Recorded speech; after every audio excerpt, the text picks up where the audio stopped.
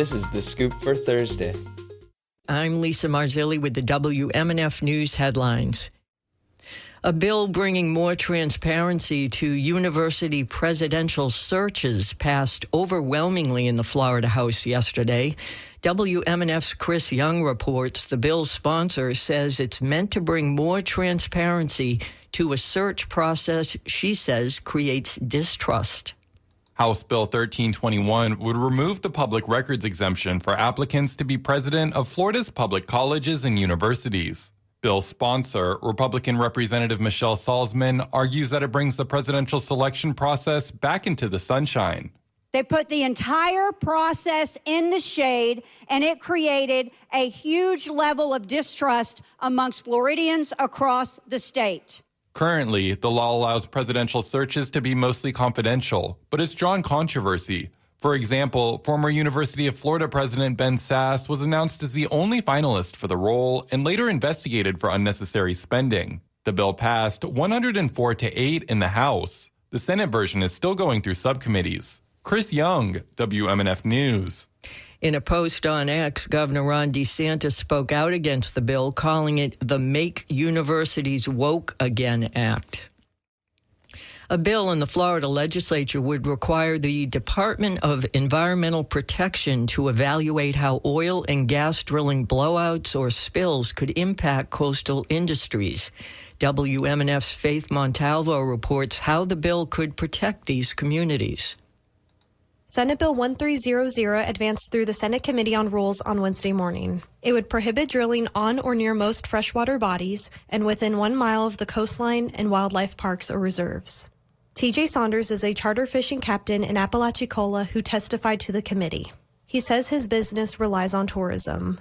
In the event of an oil spill, of industrial pollution in the Apalachicola River Basin, I will be faced with a loss of business.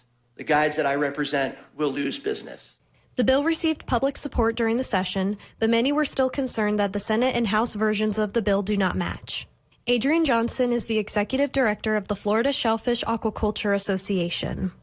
She says the bill may not fully protect coastal communities as it is currently written. So we ask that ultimately whatever bill gets passed does include the language to kill the drill and protect the folks whose livelihoods and depend on the water and a way of life all of us as Floridians enjoy. The bill also outlines a balancing test the Department of Environmental Protection would use as it considers drilling permits. Faith Montalvo, WMNF News. Florida is one step closer to becoming the second state in the country to ban fluoride from public drinking water. The GOP-controlled state Senate approved a wide-ranging agricultural bill yesterday that includes a provision ceasing fluoridation by cities and counties. The vote was 27-9.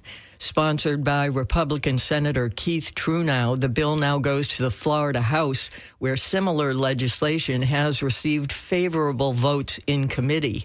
If approved, it would then head to Governor Ron DeSantis, who is widely expected to sign the prohibition into law. Democrat Tina Polsky responded, "This would honestly be a joke if it didn't have dangerous consequences."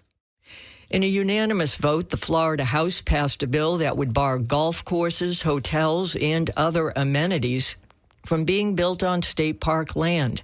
The vote was 115-0, and an overwhelming response to a widely condemned plan pursued last year by the DeSantis administration. Democratic Representative Robin Bartleman says House lawmakers listened to the public. I think we were all shocked to hear what they were going to do to our precious state parks. And this is in direct response to that plan and in direct response to what our constituents wanted us to do. Even with yesterday's vote, the bill's success is not guaranteed because the Senate version is different from the House bill. The Tampa Bay Times reports the two chambers must agree on identical language before a bill gets sent to the governor. On Tuesday, a Senate Environment Committee unanimously approved its version of the Parks bill. It still needs to clear one more committee before heading to the full Senate for a vote. Meanwhile, environmentalists are warning that the Senate version is not as strong as its House companion. It's going to be sunny and dry with highs in the mid-80s today. Lows tonight will be in the mid-60s. Sunny and warmer on Friday with a high of 89. I'm Lisa Marzilli with the WMNF News headlines. This is The Scoop, recorded at WMNF Tampa.